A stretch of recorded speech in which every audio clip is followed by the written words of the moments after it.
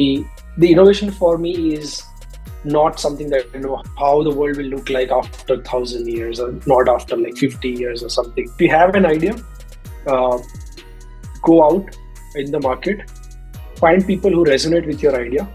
Somebody is resonating from the finance perspective, somebody is resonating it from the sales perspective. The worlds of AI, mobility, and aerospace captivate many, but only a few get to see how cutting-edge ideas turn into reality. Coding Ninja 10x Club members recently got a front row view straight from one of the pioneers himself. Through an exclusive fireside chat, our members interacted with Shivam Chauhan, co-founder and chief innovation officer at Sarla Aviation, as he shared real-world stories of building futuristic electrical vertical takeoff or landing aircraft, leveraging AI and data in R&D, and pushing the boundaries of what's possible in mobility tech. Here's your chance to witness the cutting-edge industry trends, practical innovation, and leadership guidance that only Coding Ninja 10x Club members get. Personally saying that, when you said the first thing that I wanted to be a fighter pilot, so that was the same thought I had. And I am also, I would say a freak about aviation. So I love planes, and I am sure that this conversation is going to be really, really interesting, and also for our learners. So I just wanted to ask, like, as the chief innovation officer, how do you define innovation in your context, and how do you differentiate between long-term vision and the short-term vision? It's funny that you asked that question, because I think 2 days back, one of our interns asked me the same thing. Okay. I was about to leave my office and she came up to me like, can I just take a 15 minutes of your time? And I'm like, yeah, sure, go ahead. And then she asked me like, what is innovation for you? And I'm glad that she asked, because I never really gave it like that deep thought. But then after answering her and thinking about it for 2 days, I feel that innovation is not something. People think that innovation is like thinking like Newton and thinking like Edison, Tesla, and like just bring out a pigeon out of a hat, right? Like nobody knew that something was there, and then you just do something. But it's not quite true. I think maybe that was the case a century ago, where people wanted, like, the industrialization started. But what I feel that, industrialization started like more than a century ago, but just saying. But I think the innovation for me is not something that how the world will look like after 1,000 years, or not after like 50 years or something. Of course, you have a dream that I want to do something big, something different from people.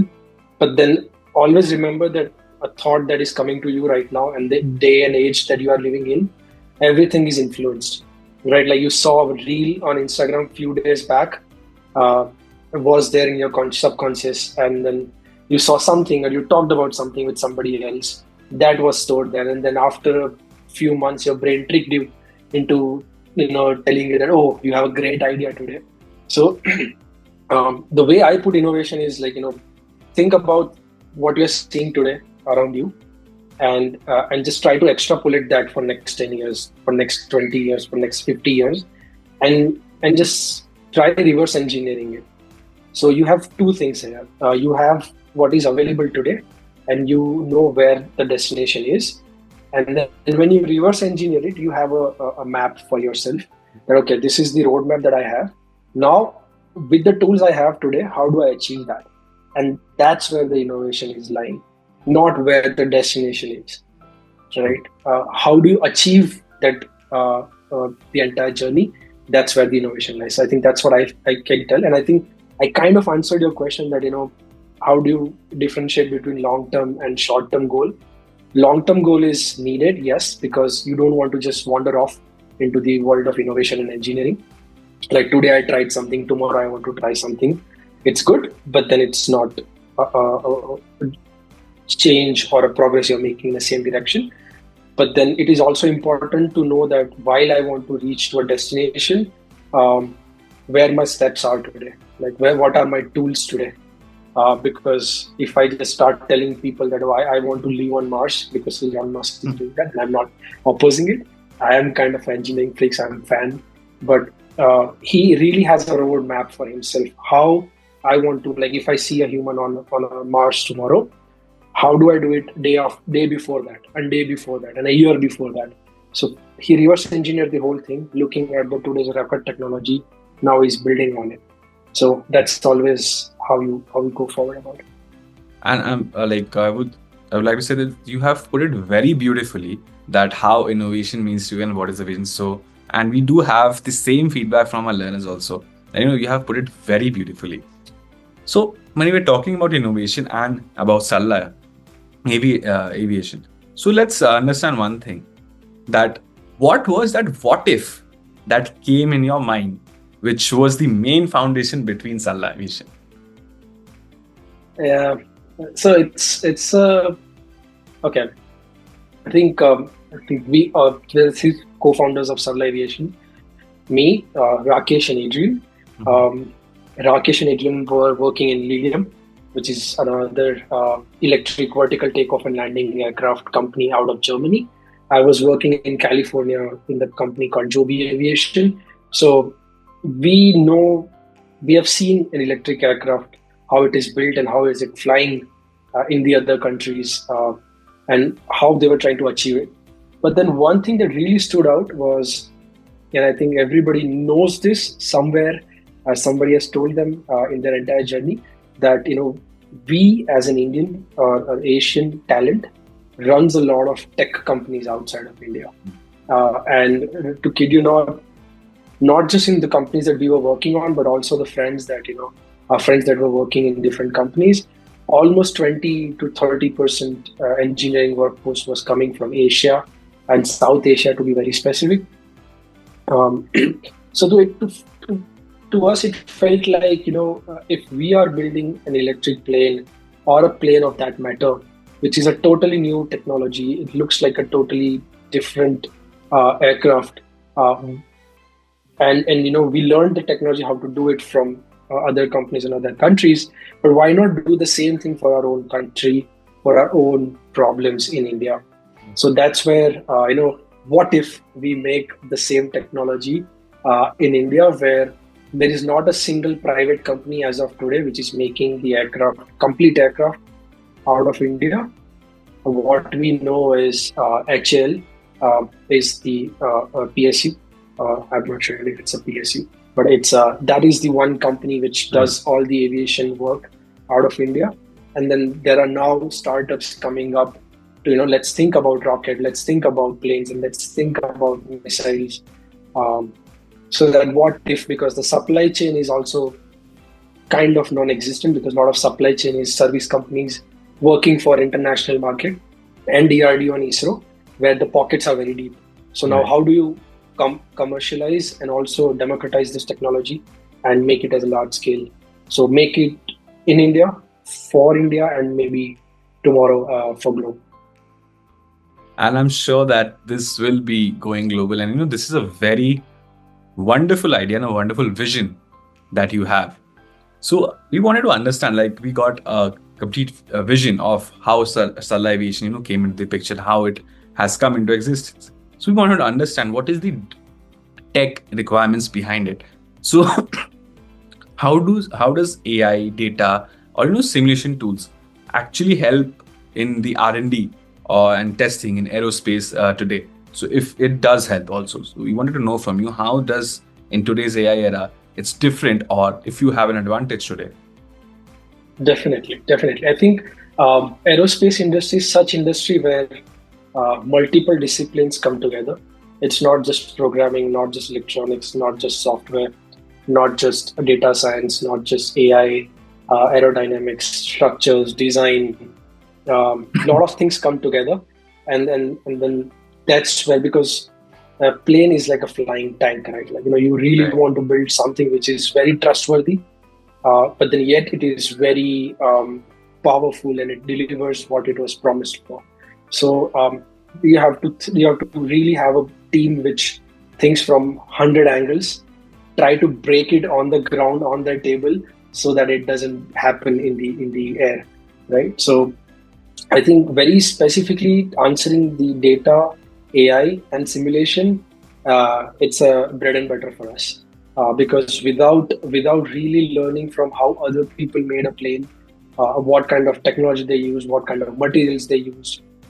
So there are a lot of companies online that you can find where they actually provide you material data. But if you really use carbon fiber, this is the strength. If you use carbon fiber this way, this is the strength. If you use aluminum, this grade of aluminum, this is the strength. If it is in electronics, there are a lot of AI startups coming up these days where I just met a founder of one startup. He's making an AI model to build the PCB design just out of prompts. So you can just tell them, this is the circuit design that I want. This is the input voltage, output voltage, signals, this many lines I want, this many bus I want. And from choosing the parts to actually building it, how many layers you want, it does it all. So we really try to incorporate the new things that comes in the market, but to be very precise about what goes into the plane, because at the end we are not just building a plane to pat on our shoulder that we are making a plane, but we are making a plane to sell it. Right.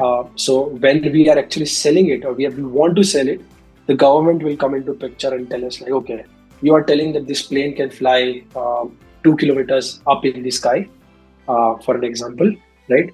So prove us on data that it can fly, even before you actually show us the demo. So you have to really give them the evidences of how did you come up to that conclusion that this can actually fly at that height. What was the assumption of air thickness and viscosity of the air, the speed of the aircraft, the materials that you're using, and all the assumptions that you're making in electronics. How can you prove that the PCB that you're using will not break at that speed? It will not, because there's a lot of vibration in the plane. So we have to do all this analysis and simulation on our bench first, figure out the data, store the data, and then whenever authorities question us, we need to go back to them saying that, yes, hey, this is how we proved it. And then if they find that, okay, you are over-claiming it or under-claiming it, then we have to go back to the table and then actually properly define it. So we are in an era where a lot of new tools are coming in the market, but then not every tool is a aviation development worthy, Right. if I can put it that way, because I need evidences at the end. So we try to see what can help us, and then that's how we move forward. But data, I can tell you an example. Lately, we were trying to, we are in a phase where we are actually testing some of the parts of our aircraft, and when one of the algorithms which was supposed to maintain the stability of the aircraft, it was acting up, and then later we realized that it's not because of the algorithm which is bad or not fully covered in terms of all the corner cases, but there's some other module which is acting up, and then we really didn't create a good MATLAB simulation model for it, so that we can test it properly on the bench. So as aviation is one of the toughest domains that we have seen, and you're building an electrical vertical takeoff and vertical landing. So what are the challenges that you have faced till now? If you could tell us that, what is the biggest challenge in an electronic vertical takeoff or landing? Definitely. I think if you really look at how aviation evolved, it was always something that, has a wheel. It has like a 1 kilometer to 2 kilometers of runway. It takes actually 2 kilometers to actually lift a huge plane. But now what you're claiming is, okay, I can actually lift that plane from the same location vertically like a helicopter. So what you are trying to say here indirectly is like, I want a really powerful motor, really powerful propellers, really good algorithm that can actually lift the multiple tons of aircraft vertically and then flies like a plane.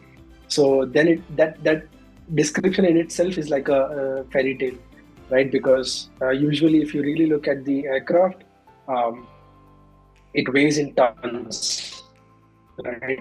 Even in a helicopter, it weighs in single digit, double digit tons, and 1 ton is the heavy aircraft. So now you are claiming that I want to vertically take off the aircraft and then transition into a forward flight mode in the air, where even if, let's say, you change a little bit of a degree of a motor and plane, your vertical thrust goes down by a lot, and now there are people sitting inside that cabin. So now what you are saying is that in the middle of the plane, now I want to change the characteristics of the plane from a helicopter-like flight to a wing-like flight. So there are a lot of problems, and problems means challenges.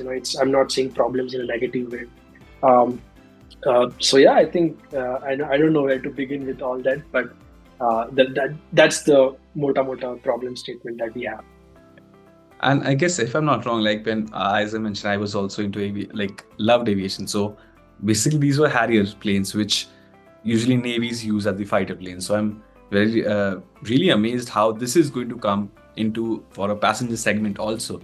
And I'm really sure that we'll be really excited when this comes to India, and we'll be really excited, and our learners would be excited that we interacted with Shivam before even when this has come. So it's an amazing idea, to be very honest. I mean, thanks for mentioning Harrier, and I think somebody is also resonating with you on the chat on that front. See, if you really look at those Harrier aircrafts, those aircrafts are actually engine powered. It's actually fuel based engines doing the job, and that's why the thrust vectoring is definitely the technology. But then, if you want to achieve the same thing with the less powerful motor, because now you have to go electric, right? So now electric means the battery, which is the fuel, and then more fuel means more batteries, and that's a dead weight, right? Because fuel, if you really look at it, fuel burns and it goes away from the aircraft in the form of fuel. Batteries, even when they are not charged, you are carrying them. So now there's another problem if you really look into this, and then how do you balance that entire aircraft engineering? That I don't want to add a lot of battery, because there are technologies which can give you a lot of energy density, but then there's also a money aspect of it, because I'm not just building this technology to just, like I said, to claim something in the world. We are building this technology because we want to help passengers travel from A location to B location. That means as a passenger, you tomorrow will tell me that, hey, why would I pay this much rupees? 7,000 is usually what we see today, airfare, right? If I give you that same service in a 15,000, will you buy it from me? You'll never buy it from me, right? So now I have a ticket price that I need to cater to.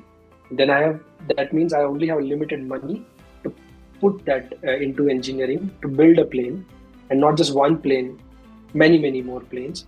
So that means innovation, it's beyond engineering now.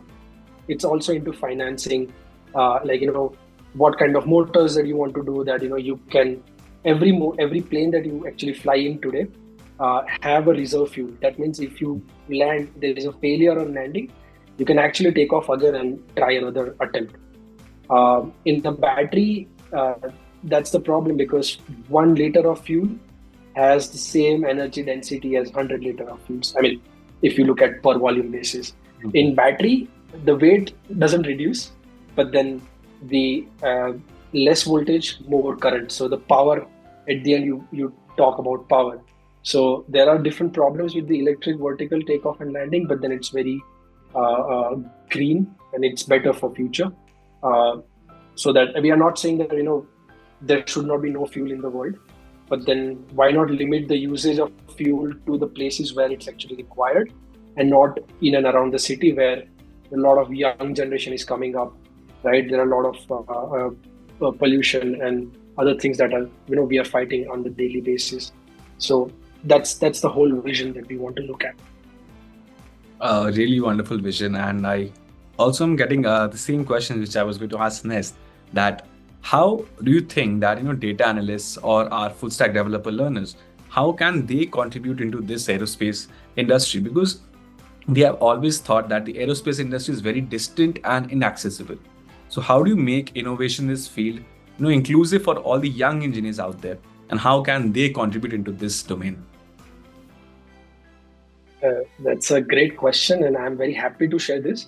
That the average age at Sarla Aviation in the employee, it's less than 30 years. So if you are saying that you need to have a certain years of experience and this and that, yes, it's true.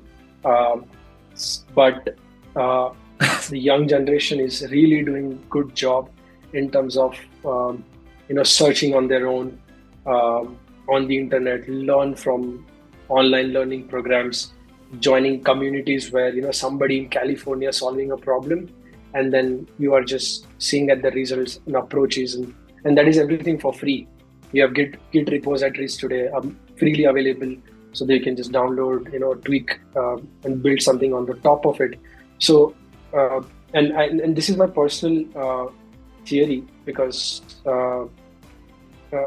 I'll tell you the theory, but the theory is I don't hire people only looking at the degree or the college that they are from. And the reason is I'm not from a great college, right? What I am today is because of the efforts that I made, because of the people that I met, because of the sleepless nights that I have spent. So instead of giving all that effort and credit for all that effort to just a university and a degree is not fair. And also my mentor, when I was interning at PlayStation in the VR headset team, my mentor was actually self-learned person. He never went to a college, never went to a school. He learned the entire programming, electronics by himself, by doing projects at his home. And then now he's a lead R&D engineer in the PlayStation gaming industry. So if you can really talk the walk, like if your resume is saying that I can do this and this, and if you can really do that, then you have a place in the market, regardless of which college you are from, or you are not even from a college. You just learned everything online, right? So I think coming back to your question, what they can do, just build it. Build it. Build it in a silo. Join communities. Join discords. What kind of projects you are into, what kind of products you are into. Just resonate with people. If you think that my idea will be stolen, then you are in love with the idea. You are not in the love with the technology, because ideas cost nothing; they cost cents. Right? 10 people can come together and say that, I can build a plane. I challenge all those 10 people to come and actually build a plane. Then they will realize that problem is not into saying the problem out loud, but to actually chase that problem and end the sentence with a full stop. That entire journey is too difficult. So just build it. Don't just say that I want to do something. Just build it. And thing you said, it's really inspiring for all our learners also, because we always have this thought, right? That, okay, we are from a good college and only then you can go into this field. But we high learners, we have a very big example that efforts and your knowledge, your skills matters more than the university you are from. And we have a lovely example that how Shivam is here. And I wouldn't say that, as you mentioned, not from a good college. So, but I think that doesn't matter, right? Look, it's always your efforts. It's always what you have done. And I hope that all our learners, understand and resonate with that thing. So, right.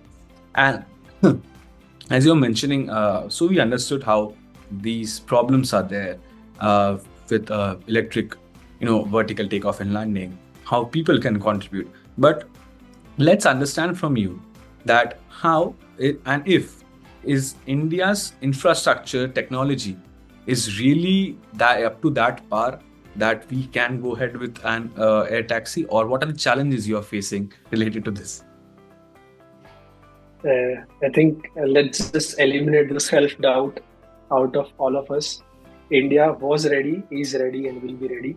I'll tell you this with a lot of confidence, because if India was not ready, then if you really look into big Lockheed Martin projects, um, big NASA projects. Why do we see Indians in those leading positions, right? So it's not just about knowing a theory, but we are also good at implementing it, and implementing it at a very good cost, right? So we were always ready, but it's all about exposure. If seed has all the power to grow, right? It's all about which soil you put it in, how much water you put in, and how much of sun you give it to that, right? So it's a matter of exposure. It's not a matter of can the seed do it or not. Every seed can do it. So I would say that forget the self-doubt.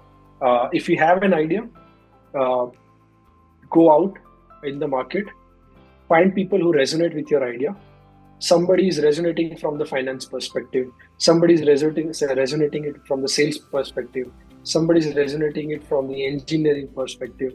Build that community, share the idea, and then come up with an MVP.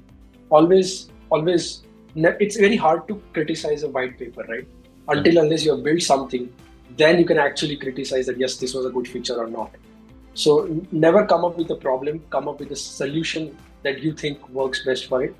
Then it's better to discuss on the top of it. Otherwise, it's always just he said, right? So you have to just, you have to really, really dig into the problem statement. I don't know if I answered your question in that way.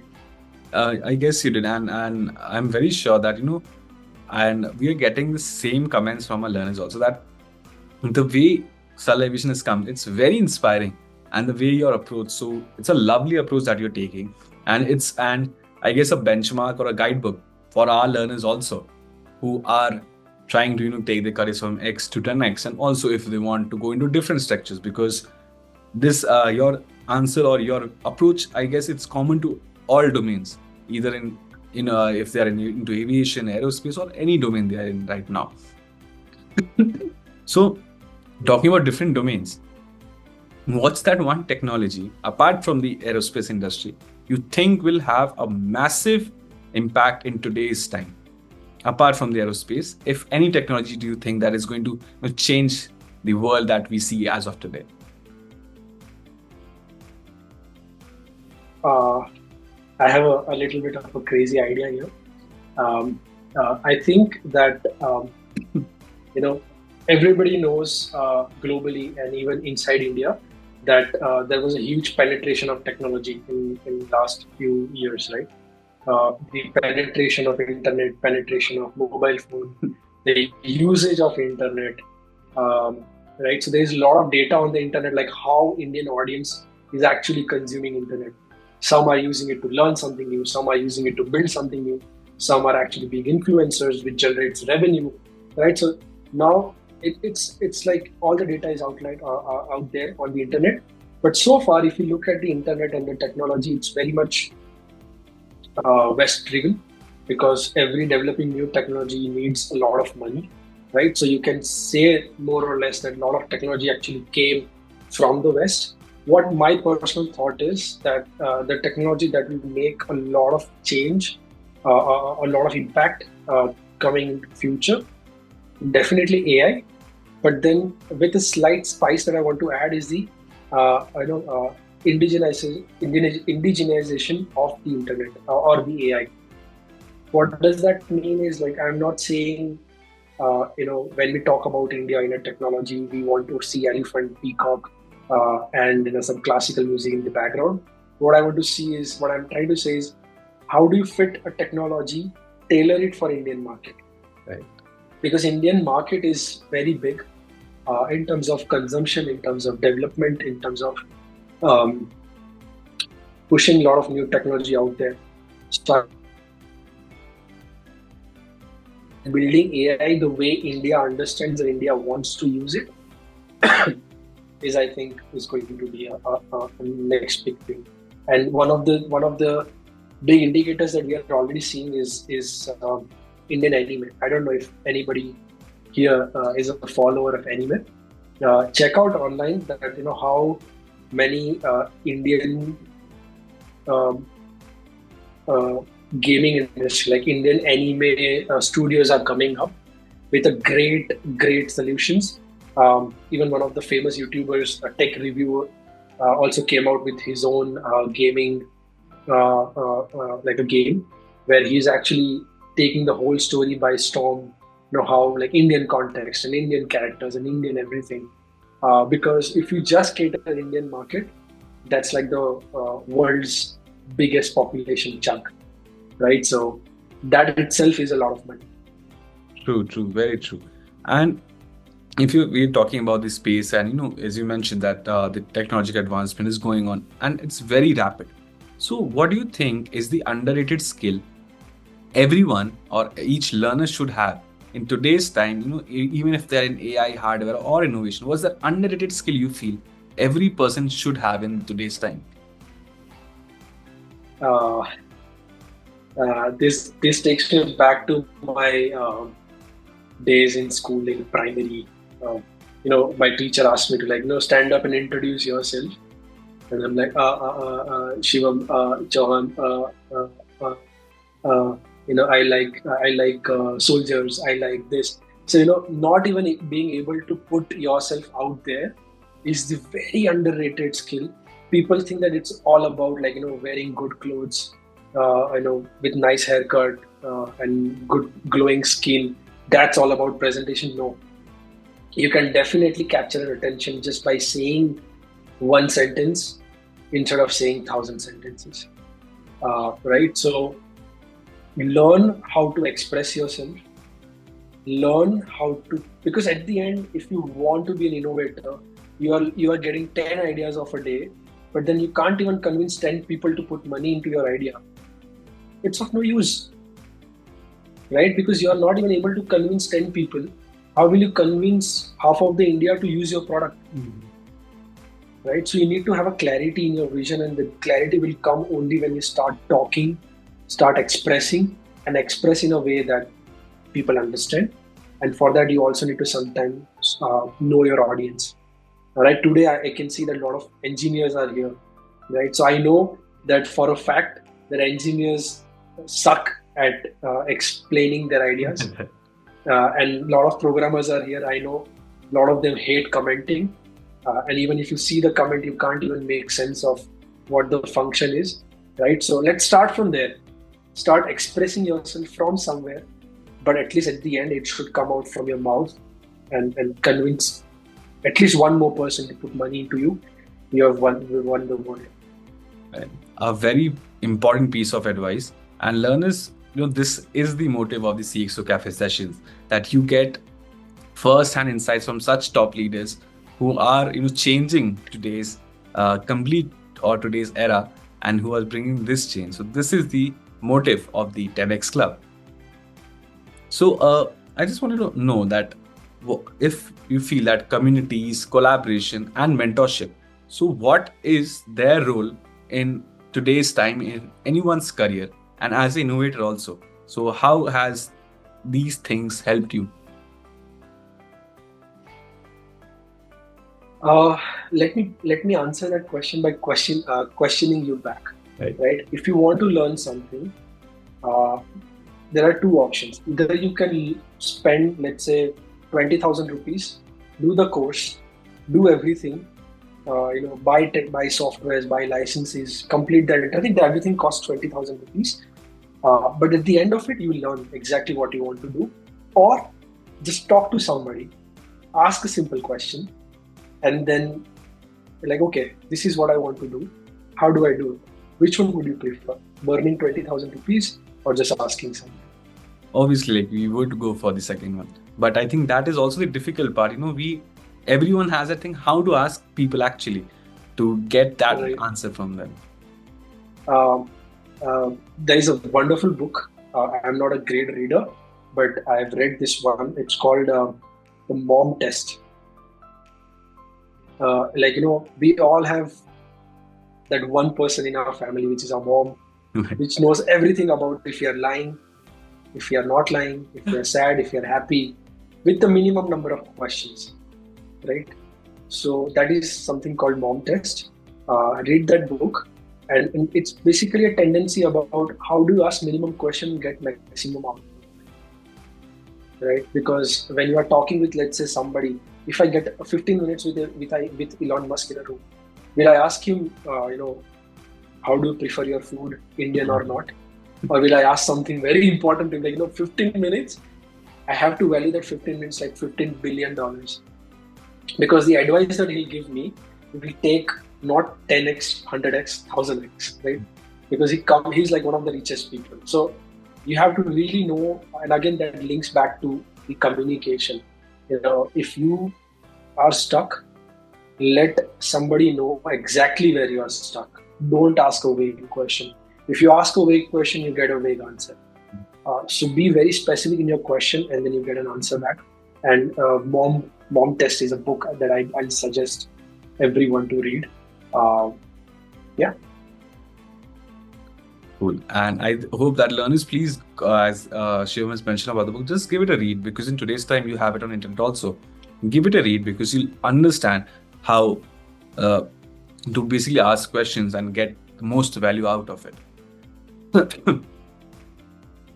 So you as an innovator have been accomplishing a lot of things, but we want to understand what's that one mindset that keeps you grounded while working on something so ambitious like flying taxis.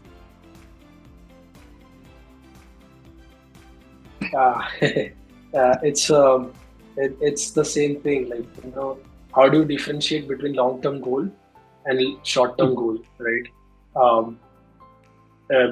If I keep telling myself that I'm building India's first company, then my focus is in claiming and not building, right? And if I want to build something today, then what is my today's problem? Because I have to secure my tomorrow, and I can only secure my tomorrow by securing today. So what is my today's problem, right? So always align on between dreams and the action item. Dreams is where the destination is, but your action items are top. Like it's a mirror to yourself. That if you don't achieve this will pile up. It's not going away. So do and just keep it away. Do and keep it away. Do and keep it away. Otherwise, problem is not acknowledging the problem. Problem is acknowledging the problem but not working towards it. Right? If you keep telling yourself that I have this problem, I have this problem, but not even for a second you thought, how do I solve this problem? Then it's like what differentiates Virat Kohli, Sachin Tendulkar from any other players, because they don't see where the fielders are, they see where the gaps are, right? So your body automatically drives your bat in a way that the ball goes into the gaps, not to the person who can catch it. So don't focus too much to the problem. Focus a lot of your energy to the and that's how I keep myself because the fielding keeps changing. Today there was a fire in one team. I solved that fire today. Tomorrow there is a fire in another team. So as a founder, as a co-founder, I keep helping people. Like I always tell my team that don't tell me that I am your manager or founder. I am like one of those peon that you have in your company that, hey, I need this tool to achieve this. Go get me those tools. It's my job, it's my duty to give my engineer the tools, the software, the licenses that they need to build what I've asked them. It's not just one way. They also tell me what they want. So always ground yourself with the reality and focus on action item. Shivam, I would personally say that you have, throughout the session, you have put these things so beautifully, and it's so inspiring that to know for these, and I'm sure that our learners will follow this. So before going to our last rapid fire, we'll have a very important question. And what's one piece of advice you'd give to anyone and everyone attending this session who have dreams of building the impossible? Because you are doing the same. So what would be your piece of advice for them? I think the advice would be, first of all, if you just say, I want to build something impossible, then you already negated yourself. Why? Because you already called that impossible. So first define what is the problem statement. Don't just call it an impossible thing. Because if you your body is also, let's say, another person. If you keep telling your body that it's impossible that I want to do, it's impossible that I want to do, that impossible, your body will never forget that it's impossible. It's possible. That's why you want to chase it, right? So first define what your destination is, and going back to it, the first one, reverse engineer it. Always have a plan. Don't act without a plan, because in today's age where you don't get patents just by doing something. You have to really, really, really dig deep, because there are a lot of people who are doing things, right? A lot of people have internet access. A lot of people get thoughts. A lot of people see new technology reels. So try to differentiate between the noise and the direction that you want to go. Dream something, see if it is feasible, see if it has a market. You can actually sell a product in this one. And then once you establish the numbers that, okay, if I chase this, I'll make some money maybe 10 years down the line. Is it worth spending 10 years in it if it is new? And then if that's a yes for you, have a plan for yourself, reverse engineer it. Start writing in a book that,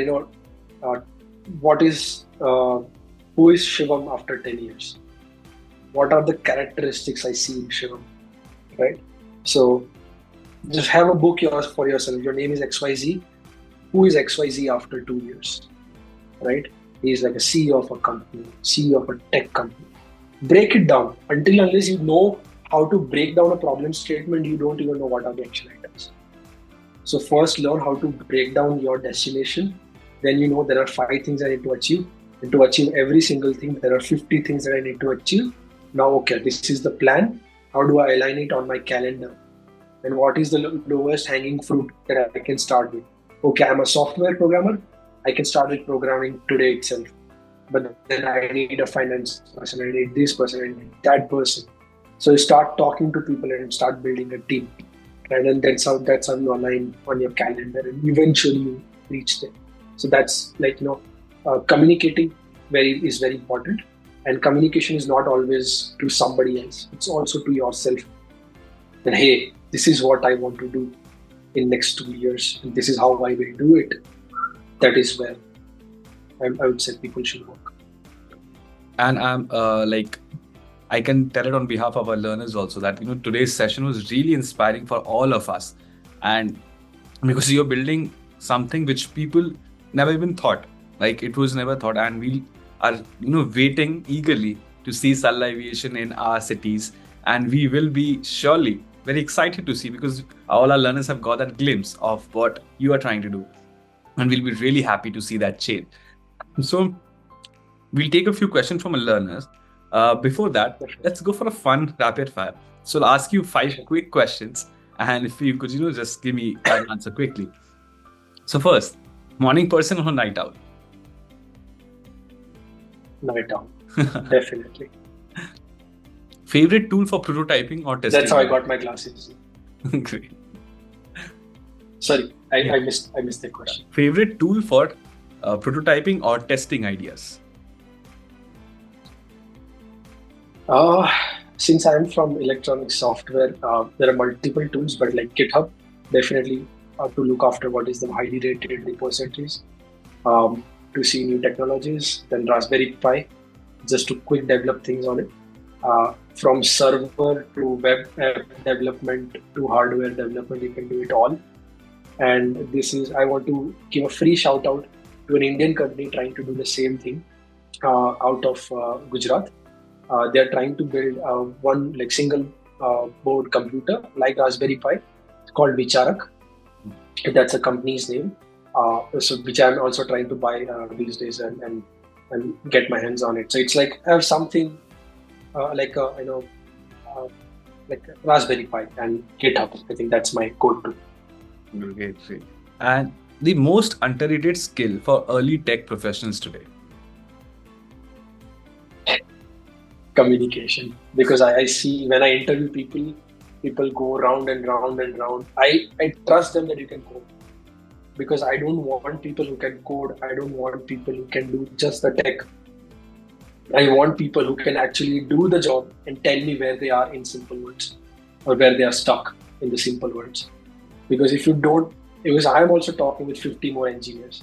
So just narrow it down, give me the crux. So you are a good engineer, but learn how to communicate. And the last one, but very interesting.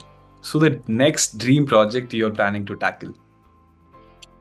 I think I kind of gave it away. I think so. I'm personally trying to look for an investment opportunity somewhere, and I don't want to invest only money. I want to invest where I can see like a major impact coming up. And I think gaming industry, very specifically gaming and anime, like it can be content as well, right? So that's where I really want to look into, because I think if you make Indian consumer realize, like if you can just connect them back to their history and then try to make money out of it, I think that's the best game today. Like if you can make somebody realize how great their ancestors were, and then have a monetization scheme linked to it, and you can make money out of it, I think anime can really do a good job there. Great. And I you really hope that your next dream project, apart from Sarla Aviation, also becomes a success. And so this session was really motivating and inspiring, and we have the same comments from everyone. This was exactly what being part of Coding Ninja 10x Club looks like. Access to innovators, actionable insights, and a clear path to next-gen tech careers. While others are still finding their way into AI, aerospace, or deep tech, Coding Ninja learners are already shaping the future like the leaders of tomorrow. Are you ready to shape the future? Click the link in the description below to join Coding Ninjas today and step into a world driven by innovation, influence, and limitless possibilities.